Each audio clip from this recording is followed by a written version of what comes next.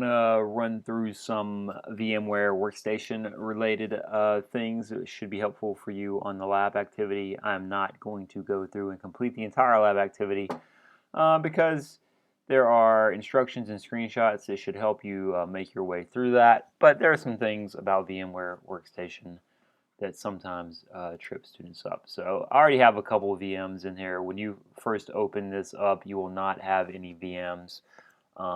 So one thing that sometimes happens is, depending on what you've clicked on in VMware Workstation, when you click off and click back in, you can't type. I'm trying to type right now and it's not typing. So you need to click inside this window to make it so you can type. That has tripped people up sometimes. And if you click off and then click back on, sometimes you again, I can't type again. So you have to click inside the window to activate it. This window of the running VM is essentially like the terminal window, if you will, the console window. So if you would have installed an operating system on an actual piece of hardware, then you would have had a monitor, a keyboard, and a mouse, most likely, and this would be what you would see on that. When you first connect to the system, you will log in with the user Bitnami and the password Bitnami, and it's going to force you to change it. That is the Linux user and the Linux password. It's going to force you to change that user's password. I have recommended what you should set that password to in the lab instructions, and that is so hopefully we can get into your VM and you will not forget what you set the password to. There is the WordPress application which we'll connect to, so let's go ahead and demonstrate that. You need to put the IP address of your system in the browser. It tells you on this message of the day type screen what your IP is, so I'm going to go ahead and put 172.168.175.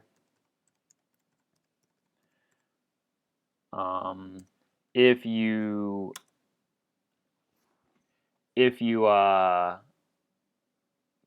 logged in and you want to know what the IP is, you can use the command ipadder, which you should know from the Linux class. If we want to get into the WordPress management side of things, we need to put something on the end of the URL to get into that. WP admin, and then it's going to ask you to log in. And these credentials are also on the screen. So here is the password for the WordPress user. You can't copy and paste from the console, but one of the steps of the lab is to set up SSH. And if you right click on the machine and go connect to SSH, it'll automatically try to connect you to SSH. And this will be the password that you changed, and the user is the Bitnami user. So now I'm in here and I can run ipadder. That's not what I wanted. Yeah, you can get there's a file that has the credentials in it supposedly, and you can copy and paste from there. So if you select it all and then right click, that copies it, and then you can go back over here and paste it. So that's how you can copy and paste the password if you want. So a couple things once you get in here. Basically, we're just going to be making some posts for testing out. So if you go mouse over post, you can do add new, and then you'll just add a post. So it'd be like title, this is my post number 2. Demo post. I mean, you can add something cool if you want or not. So go ahead and publish it. And now if we go back to the main page, I now have post number 2. So that's basically the interaction we're going to be doing right now with the WordPress. We're basically just going to install it, make sure we can connect to it, and make some posts. As we move along, we will be deploying the application in some different ways. So yeah, that's that. If we scroll down through the lab sheet, you're gonna connect. You're gonna import the VM as an OVA. One thing about the software is there's lots of different ways you can do things. The instruction says go to File, Open, pick the OVA, hit Open. You can't do that. It also works if you drag the OVA into the window. It's like, oh hey, you want this? So you could import it that way. Give it a name, import it that way. Doesn't really matter.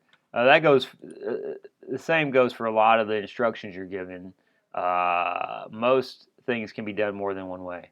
So if you right-click on the VM in the left pane, it gives you a lot of options. We're going to do some stuff with snapshots. If it says Open Snapshot Manager, that's where you do that. It says we're going to be taking some screenshots. So if you need a screenshot of the VMware window, you can just hit Capture Screen, and that will put it on your desktop. So we go down here. This is a new screenshot that showed up on my desktop. If you need to capture the browser window, you can use the snipping tool for that. If you are unfamiliar, you can run the snipping tool, do New, select what you want the screenshot of, and then you can copy and paste this into your lab submission document. So that is how we can get the screenshots we need. So we're gonna import the VM. We're gonna mess around with snapshots a little bit. A snapshot takes a snapshot of your VM. It includes the disk and the memory at the current state, and then it keeps track of the changes that are made. So if you want to go back to the state the machine was in at the time of the snapshot, you can do that. You can revert back. SSH is not started by default, so even though I just demonstrated using SSH to connect, there are some Linux things you need to do to make that happen. You guys have all had the Linux class because that's a prereq, so that should be easy for you. More snapshots. When we are looking at snapshots, one thing we want to do is look at the actual files on the disk. So these are the files on the disk that exist for this VM that I've taken multiple snapshots of.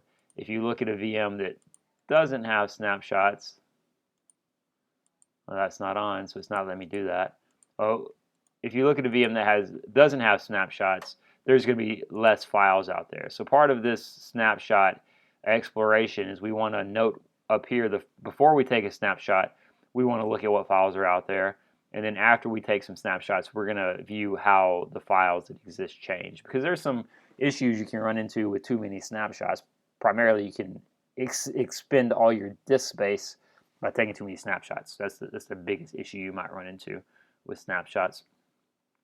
So we're going to play around with snapshots. Virtual networking, our VM settings have some virtual networks already defined. So if you go to Settings, Network Adapter, we have the bridge network, and we have a NAT network, we have a host-only network. So one of the steps in the lab wants you to look at the virtual network editor to see what our virtual networks are. So VMnet 1 is our host-only network, VMnet 8 is our NAT network, and then we have the bridge network, which doesn't have a VMnet number. Bridged means that the VM has direct access to your network. It appears to be a node on the network directly connected. So if you have DHCP on your network, it's going to get a DHCP address from your network's DHCP server. Host-only networking means that it's a private network that your VM can only communicate with your host. There's no mechanism for your VM to get off of your network. And then the NAT network is a network that the hypervisor will provide a NAT for the VM. So the VM can get off of your network, but the network traffic gets NATed. NAT is network address translation, so it will appear that the traffic is coming from a different IP address. And with the NAT network, it is not possible with the default NAT network configuration for devices that are not on your network to access your VM. So we're going to use bridged. We're going to test host only, but bridged is the most common setting used most of the time. So once we are near the end of the lab, we are going to want to export our VM as an OVF or OVA file. You can only do that when the VM is turned off. So if it is on, you won't be able to do that. I don't even know if you can do it when it is paused. Yeah, this one is paused. You pause the VM, it saves the state. So I'm going to go ahead and turn this one back on so I can turn it off. Technically speaking, you probably should gracefully shut down the operating system inside before you turn it off. So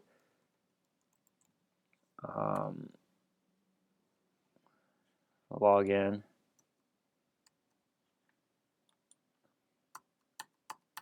I don't know why it's not letting me type.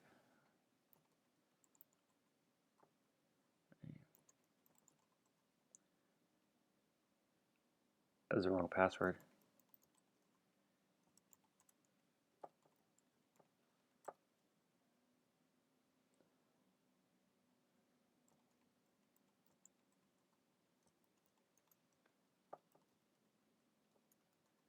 All right, apparently I can't type. So theoretically, you should shut the system down inside. So now I've turned it off, but now you can shut down. If you just flat out shut down host, you could theoretically corrupt the disk or lose data. So now that it's shut down, you can export it as an OVF or OVA. OVF format is going to create multiple files. So we look at the files that exist in this directory. I exported an OVF. It created this MF file and this VMDK file. So this is the file I think that describes the virtual machine settings, and this is the disk of the file. And if you have a very large disk, it's going to take up a lot of space. OVA files, on the other hand, is one big file that includes everything. They're generally speaking easier to manage.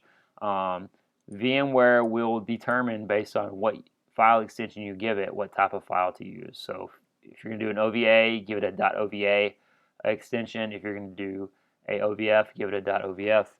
Put your name for the export so that basically it's different than everybody else's in case we want to do something with these later. Put your name, save it, that's going to export it. So that's how you create the OVA.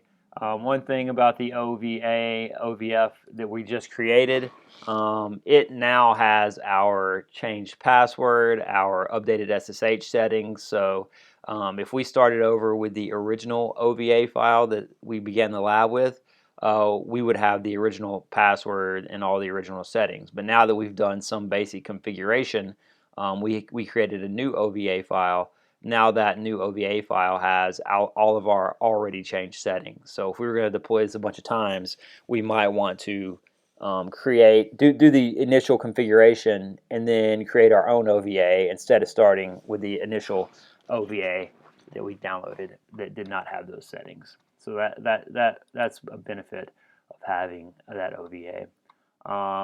We work through playing with snapshots. If I go to my WordPress site, I have a bunch of snapshots.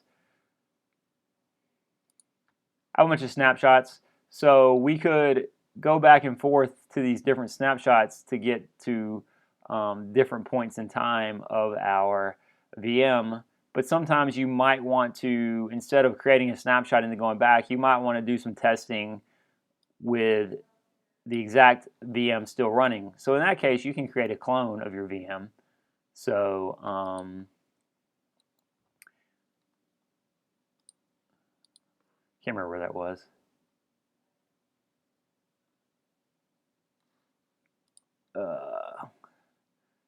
Manage. It was under manage. So you can create a clone of the VM.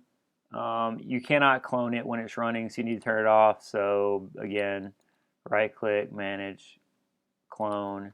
It'll run you through the cloning wizard to clone that VM. Yeah, so that's pretty much it for what we need to do for this modules lab. There are questions These questions, I just copied the same questions from above to put them all in one place to make it easier for you to get to them. Essentially, we're going to be collecting screenshots and answering some questions as we move along. There are 10 questions this week, and some number of screenshots to go along with them.